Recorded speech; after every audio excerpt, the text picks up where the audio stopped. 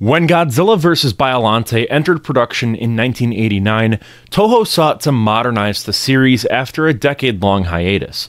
Producer Tomoyuki Tanaka launched a story contest, receiving over 5,000 submissions. The winning idea from dentist Shinichiro Kobayashi centered on a bioengineered plant kaiju made from Godzilla's cells. Director Kazuki Ōmori, with a background in biology, developed the screenplay blending genetic engineering with espionage.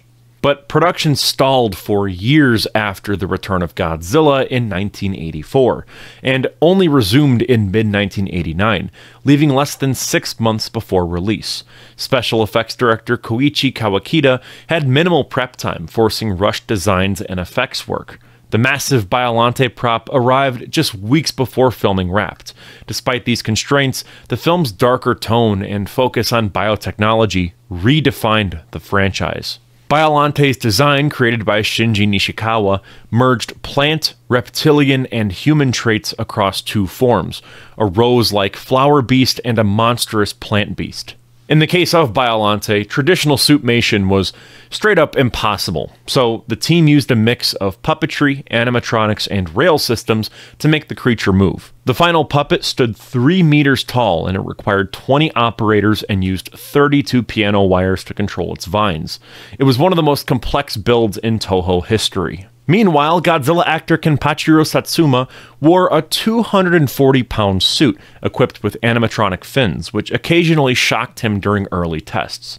With Biollante's vines controlled off-screen, fight scenes demanded careful coordination and rehearsal. Pyrotechnics were practical, and the rose form's fiery destruction could only be filmed once, since they only had one rose.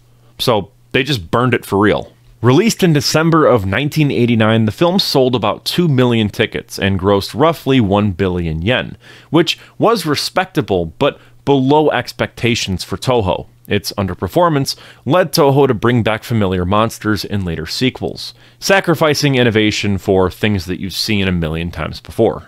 Still, Biollante introduced key ideas like psychic characters and the genetic origins of new kaiju. For many fans, including myself, it weirdly remained elusive for years. It was extremely hard to find on home video, and I really only knew about Biollante due to her appearance in the video game Godzilla Unleashed.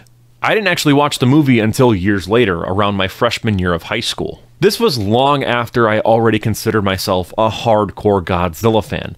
At that point, I was buried in artsy-fartsy films and carried the pretentious idea that if a movie wasn't deep or meaningful, it wasn't worth my time. Even so, Godzilla vs. Biollante still grabbed my attention. I loved the direction it took the franchise, and I remember being almost upset that I hadn't seen it sooner. To me, it felt like a smart Godzilla movie, and I set it apart from the others for that very reason. But looking back, I can admit that I was way too far up my own ass with that mindset.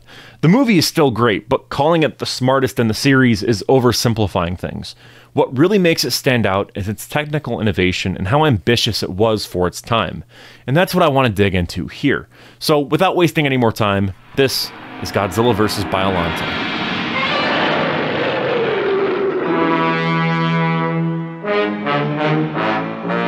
In 1984, Godzilla was sealed inside Mount Mahara, but samples of his cells were stolen and used in dangerous experiments. 5 years later, Dr. Shiragami merges those cells with his deceased daughter's DNA and a rose, creating the psychic plant monster Biollante. As Godzilla returns, the Japanese Self-Defense Force deploys new weapons, including the Super X-2 and anti-nuclear energy bacteria. Biollante and Godzilla clash twice, with the ANEB finally weakening Godzilla. Shiragami is killed, and Biollante ascends into space. Godzilla, still alive, retreats to the ocean, leaving Japan in uneasy peace.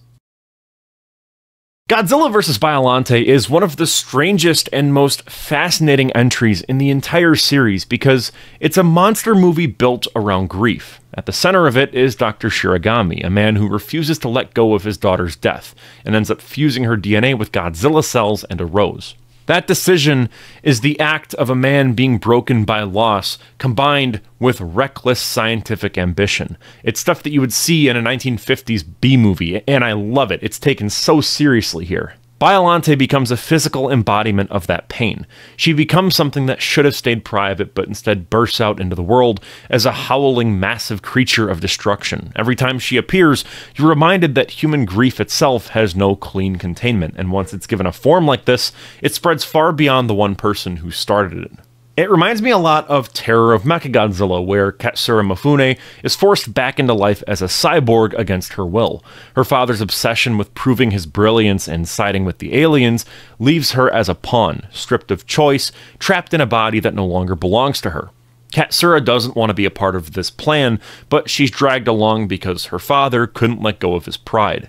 The cruelty of that decision defines her entire existence in the film, and her tragedy is that she never had a say in whether she lived or died.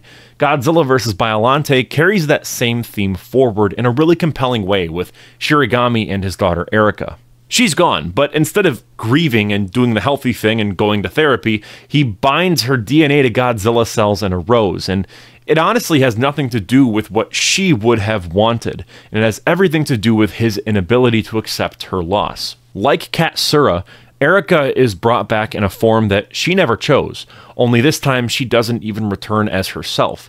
She's an echo of a memory warped into something monstrous. Like how Titanosaurus's roar was a cry for help, Biollante's cries are the sound of her father's grief clawing at the world.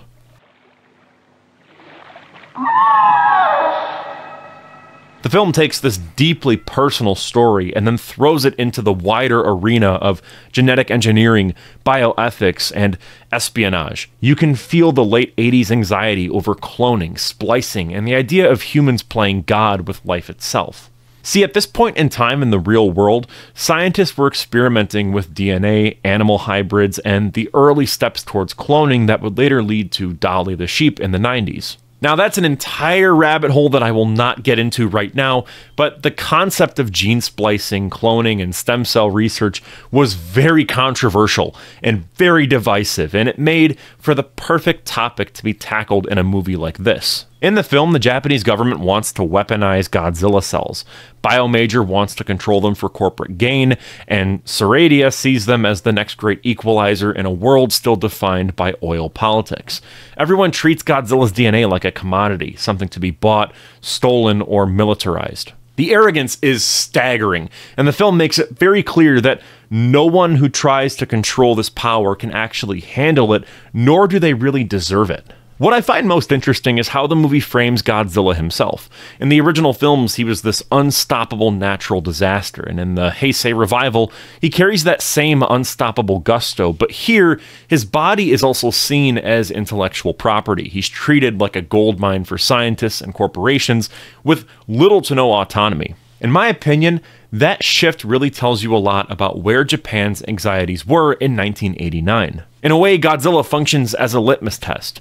In every movie and every decade and every year that he appears, he sort of represents whatever the Japanese people were afraid of at the time. Nuclear fear hadn't completely vanished, but it was being refracted through new scientific frontiers. Godzilla in this film is still very much a symbol of destruction, but he's also a reminder that every attempt to exploit science for power will eventually backfire. The nuclear age birthed Godzilla, but by 1989, the danger had evolved into that timely and strange ethical gray zone of genetics. The film uses Godzilla to remind us that every attempt to control or exploit him ends in death and failure. He is consequence made of flesh, and Biollante is the perfect counterpoint to that. She's not some conqueror or alien invader from the cosmos, but rather a mistake born of grief. She's a creature that exists because one man thought he could defy death through science. The final image of her spores floating into space doesn't really come off as peaceful to me. A lot of people read it that way, but I see it more as being a warning that grief, corporate greed, and scientific hubris don't just stay where they begin. But the real question is whether Godzilla vs. Biollante actually executes its ideas in a compelling way. A film can have all the creative ambition in the world, but what matters is whether that ambition translates into something you can feel. Biollante manages to do that, even with its brisk pacing. The movie lands its emotional and thematic punches with confidence. It feels like a genuine continuation of The Return of Godzilla, rather than a loosely connected sequel. That's rare for this series. Many Godzilla entries, even the good ones, tend to operate as standalone stories, for better or for worse, connected in tone or character, but rarely in spirit. But Godzilla vs. Biollante is different. It carries forward the moral unease and post-nuclear paranoia of the Return of Godzilla, while layering in new anxieties about genetic engineering and humanity's obsession with control. But the through line between the two is very clear. Both films wrestle with the consequences of human arrogance and the illusion that science can contain something as primal as Godzilla. To me, I think the consistency in tone really helps it feel like a unified world. Return was somber and reflective and almost clinical in its realism, while Biollante keeps that grounded tone but filters it through a stranger, more experimental lens. And the result feels like a hybrid between hard science fiction and gothic tragedy. Even though the directors are different, Koji Hashimoto for Return and Kazuki Ōmori for Biollante, you can feel the same moral core beating beneath both films. It's that rare case where a change in director doesn't fracture the creative vision. Instead, Ōmori expands on it. The story itself is far more complex than its predecessor, but that complexity works in its favor. The Return of Godzilla had one job, and that was to re-establish Godzilla as an existential threat. It stripped away the camp and nostalgia, resetting the series for a modern, politically conscious audience. Biollante picks up where that foundation left off and decides to ask, what happens next? It doesn't settle for retreading the same disaster formula, but instead pushes forward into a new kind of horror, one born from human meddling rather than natural consequence. There's a sense of creative freedom here that the previous film couldn't afford. Return had to play things safe to justify the series' revival after nearly a decade of dormancy. Once it proved that audiences were still willing to take Godzilla seriously, Godzilla vs. Biollante became the movie where the filmmakers could experiment. The result is a story that dives headfirst into insane themes while still retaining that grounded seriousness from the Return of Godzilla. It reminds me of Spider-Man 2 in that regard. The first film lays the groundwork, carefully building tone and expectation, while the sequel, freed from the burden of setup, can finally explore the extremes of its world. Godzilla vs. Biollante does exactly that. It takes the foundation of Return and then stretches it in every direction, testing how far the concept of Godzilla can really go. And the result is one of the most inventive and emotionally layered entries in the entire franchise. Godzilla vs. Biollante contains some of the most impressive practical effects that I have ever seen in any movie ever. Every frame looks alive. The monsters don't feel like they're men in suits, but actual creatures that are struggling and breathing and reacting to the world around them. The film's visual identity relies on this heavy, wet aesthetic, where everything is rainy and glistening under this harsh light. That detail gives the impression that these monsters exist in a humid, tactile world, rather than just a sterile studio space, where it's very clear that they're just in a water tank. The Godzilla suit alone represents a major leap forward from the Return of Godzilla. It redefined everything that worked before and gave the creature a truly menacing presence. The eyes, the posture, the bulk, everything about it works so well. This was the first version of Godzilla that fully captured the balance between animal and icon. It's no wonder this design became the visual blueprint for nearly every 90s appearance that followed. You can see its DNA in Godzilla vs. King Ghidorah, even Destroya, and especially the MonsterVerse incarnation decades later. And don't even get me started on how -1 is basically just this design with a lot more detail. When I picture Godzilla in my head, this is the version I think of. It has the perfect silhouette, a design that carries so much personality without relying on exaggerated features. Even more astonishing, though, is the work done to bring Biollante to life.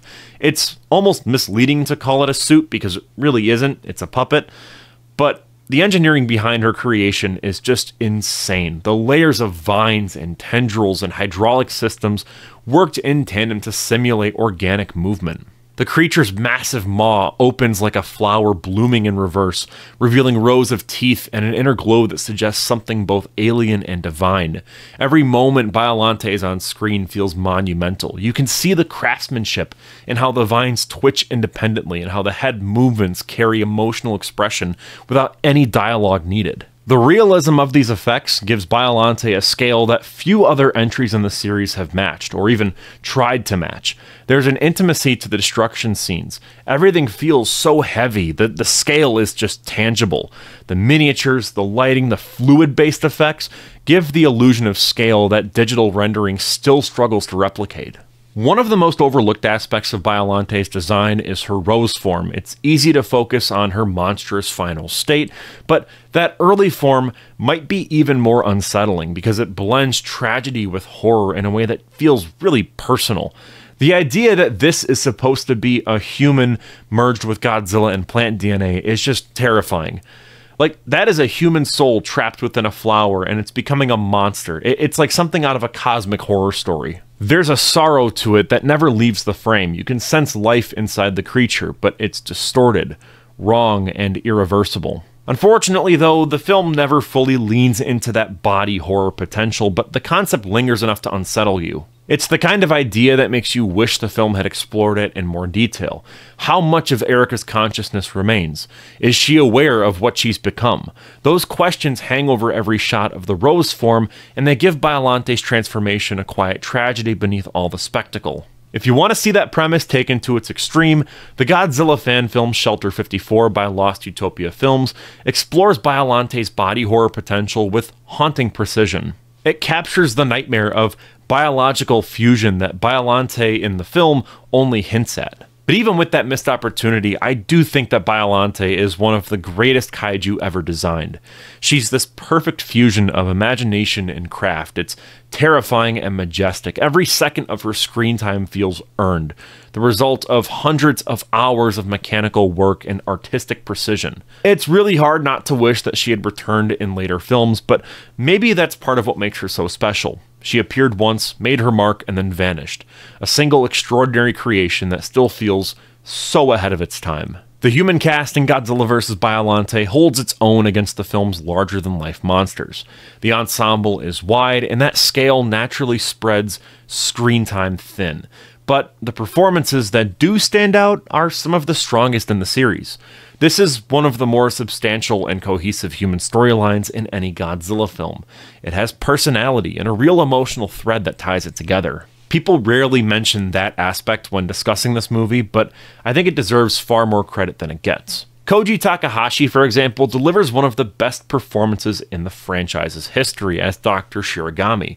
His portrayal has the same moral exhaustion that defined Dr. Serizawa in the 1954 original. Both men are scientists who are trapped by their own intelligence. They're characters who understand that their knowledge is capable of reshaping the world, but at a cost they can't bear to confront. Takahashi plays Shiragami with a detached calm, as if every scene weighs on him before it even begins, and you can see the burden of loss behind his eyes. His grief over his daughter drives every decision, and that single motivation makes him the emotional anchor of the movie. He's the kind of character that gives the monster itself meaning, because Biollante, in essence, is the manifestation of his guilt. Megumi Odaka's debut as Mickey is another important piece of the puzzle. Even though her role here is small compared to later entries, it plants the foundation for what would become the Heisei's longest-running human character. Mickey is fascinating because she bridges the human and monster worlds through her psychic connection to Godzilla. The movie doesn't dive deeply into her abilities just yet, but her presence adds a spiritual element to the story that contrasts with Shiragami's scientific worldview. Over time, she would evolve into something like the franchise's moral compass, a consistent voice of empathy amid military aggression and scientific ambition. Mickey's recurring role in later films makes her feel almost like the Godzilla series version of Laurie Strode from Halloween. She becomes the familiar face that grounds each entry, a reminder of continuity in a universe that rarely tries to commit to it. The idea of recurring humans across multiple Godzilla films has always been an underexplored opportunity. Even today, I mean, look at the Monsterverse. You're constantly seeing different characters come in and out of varying movies. Like, Ford was in one movie and he's gone. Millie Bobby Brown was in 2 movies and she's gone. Now it's like, okay, is our protagonist of the series Bernie? Is that what we're doing? Or the lady with the short hair? Is that what we're doing now? I don't know. Like, imagine if the Showa era had carried over the same protagonist from one entry to another. Let's take actor Akira Takarada. Imagine if he was playing Ogata from 1954, and every time he appeared in a Godzilla movie, he was still Ogata instead of being a different character in every movie. It would have given that era a stronger emotional through line and helped to humanize the chaos surrounding each new kaiju appearance. Continuity isn't everything, obviously, but in a series that I think is very much built on repetition and reinvention, it's an element that could have tied the human drama together more effectively. One of the subtler details in Biollante that I've always found strange is the small Godzilla statue that appears in the background of several scenes. It's about 2 feet tall, and the design is unmistakably taken from King Kong vs. Godzilla from 1962. The inclusion feels weirdly specific, especially given how distinct that version's look was. I think it raises questions about the filmmaker's intentions, like, is this just an inside joke, a prop choice, or was it meant to suggest that in this universe, people have been commodifying Godzilla's image for decades? Am I reading too far into it? Probably, but it's a small, easily overlooked detail, but once you notice it, it becomes one of those curious production quirks that reflect the series' loose relationship with continuity. Breaking away from canon and, talks about all that stuff, I want to talk about the music now, because it deserves its own spotlight. Koichi Sugiyama composed the score, and his background with the Dragon Quest franchise really gives the film a unique musical identity. His sound carries a kind of jazz, rock, theatrical energy. It's very grand, it's colorful, and completely unafraid of having melody. The highlight, without question, is the track Bio Wars. It has become a fan favorite for good reason. The piece explodes with rhythm and personality, and the bass line hits like a living pulse. It's thick and alive, while the electric guitar and brass and synth weave together to create a sense of chaos and adventure. It's a song that belongs on the battlefield between gods, yet it feels fun and unpredictable at the same time. It is not by any means a traditional Godzilla theme, and that difference makes it all the more memorable. It moves away from the heavy orchestral menace that defined Akira Ifukube's compositions, embracing something with almost prog rock-like energy. The percussion feels modern, the textures are sharper, and the tone is way more relentless. I just love how Sugiyama wasn't trying to imitate the series' musical legacy, but was trying to build something that matched Biollante's identity as a hybrid of science fiction and natural life. That individuality gives the film its pulse. Every musical cue supports the atmosphere that the filmmakers are trying to present, without the music overpowering it. It reminds me of how Masaru Sato approached the Jun Fukuda-directed films in the late Showa era. Sato's jazz-inspired surf rock compositions gave those movies a playful offbeat charm that stood apart from Ifukube's grandiosity. Sugiyama's work feels like a spiritual successor to that approach. It's bold enough to sound different, but sincere in how it complements the images on screen. The combination of his musical personality and Ōmori's direction gives Godzilla vs. Biollante a sonic texture unlike anything else in the franchise. On top of that too, if you've seen this channel before, you know that the one thing I like to complain about a lot is pacing. But this movie's pacing is fantastic. The screenplay moves very quickly, it doesn't really linger longer than it needs to, scenes transition with precision, and the narrative always feels like it's pushing forward.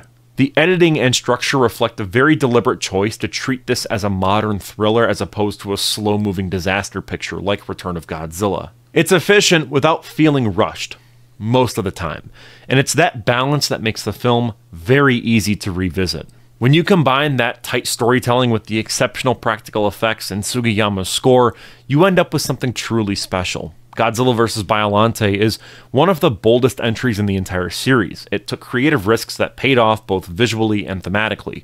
It showed that kaiju films could still evolve, that they didn't have to rely on nostalgia or formula to work. The tone, the ambition, and the technical execution all point toward a production team that believed in what they were making. In hindsight, Biollante marked a very important turning point. It was the last Heisei-era film that felt daring in its ideas. It tried to break new ground. After this movie, Toho would shift towards safer storytelling and bankable monster matchups for marquee value, but the later entries in the decade became entertaining spectacles in their own right, while not carrying the same sense of discovery or experimentation that this film had. Shusuke Kaneko's 1990s Gamera trilogy would eventually surpass it in terms of creative evolution, but Biollante laid the groundwork for that resurgence. It proved that monster cinema could be intelligent, emotional, and visually forward-thinking all at once. Now let's talk about the international versions and the English dub. There, it's Godzilla! For those that may not be aware, this is a movie that has had some distribution issues in the past. The film was released in Japanese cinemas in 1989, but didn't hit North America until 1992, through a direct-to-video release on VHS and Laserdisc under HBO Video. It skipped theaters entirely here in the US, which was pretty common for most Godzilla movies. Toho initially tried to secure a North American deal with Miramax in 1990, but negotiations collapsed, leading to a lawsuit that delayed the film's release for about 2 years. After settling out of court, Miramax acquired the rights but stuck to a home video rollout through HBO. So, for nearly 2 decades, the film remained out of circulation until Echo Bridge released it on Blu-ray and DVD in 2012. Despite strong demand, the release suffered from a botched audio track. Though replacement discs were offered, physical copies of Godzilla vs. Biollante on Blu-ray for the longest time were extremely pricey and difficult to find. Bootlegs were all over the place too, so it was hard to find and secure a legitimate copy of the movie, especially at places like G-Fest, which often had a ton of bootlegs for sale that were marketed as being the real deal. Don't get me wrong, I love G-Fest, but oh lord, you really gotta know what you're buying there sometimes, because it can be kind of rough. Now, Criterion has to be up there with Arrow Video and Vinegar Syndrome as my all-time favorite distributor of physical media. So much time, care, and effort is put into each and every release of theirs. I've been a fan of Criterion since about 2021, with my favorite release of theirs being the Eraserhead Blu-ray that they put out. Beyond that, a lot of Godzilla fans likely know Criterion as being the company behind the Godzilla 54 Blu-ray release and the Showa box set. I was a big fan of those transfers, but I wasn't a fan of a lack of English dubbing, so I was cautiously excited when Godzilla vs. Biollante was announced for a proper Blu-ray release through Criterion. Looking at the packaging itself, this is your typical Criterion Blu-ray. You've got, the poster on the front and then information on the back, and the information is mostly, a plot summary, but then also historical context on what the movie is actually about, which is pretty cool. For those that may not know what Godzilla is, this is a pretty good kind of idea of what the movie is, as well as all the special features that are included with this. And trust me, there are a lot. We will get into it, I promise. I like, too, that it includes, the release year 1989 plus 104 minutes. It's in color, 5.0 surround sound in Japanese with English subtitles, which, again, I will talk about that later, and the aspect ratio. Overall, Criterion has a very clean design with their Blu-rays, so I love it. Opening it up here, we've got 2 discs. The first one is UHD, the back one is the Blu-ray. Now, the UHD disc does not have any special features on it, but the Blu-ray one does. Kind of weird. Might be just because the UHD one is like such a huge file, I don't really know. But it also comes with this little booklet that transforms into a poster. Now, on one hand, I love the little booklets that these things include. However, this poster's cool. I just wish that it wasn't, folded to hell. I mean, I don't want to display that on my wall. Look at how rough that looks. That is not something that looks the best. I mean, maybe if you want a budget poster of Biollante, but I do not like all of those creases. Now, the other issue that I have is I like to keep these booklets in the DVD case or in the Blu-ray case. And you really can't do that if you're going to hang this up on a wall, especially when you look at the backside and all the information that's on here. This is an essay by science fiction and horror film expert Jim Ciranella. I hope I pronounced that right. And don't get me wrong, I love when there's essays with these movies. That is an incredible part of buying these kind of prestige Blu-rays. But I don't like that it's on the back of a poster. I feel like if I sit down and read this, it's going to look like I'm looking at a map. It's not at all the best way to read an essay like this if it's on the back of a poster. I prefer the booklet format, and Criterion usually does booklets. I know that on the Fantastic Planet Blu-ray release they had a giant poster like this, and I wasn't a fan of that either, so I was kind of disappointed that it was a poster and not a booklet.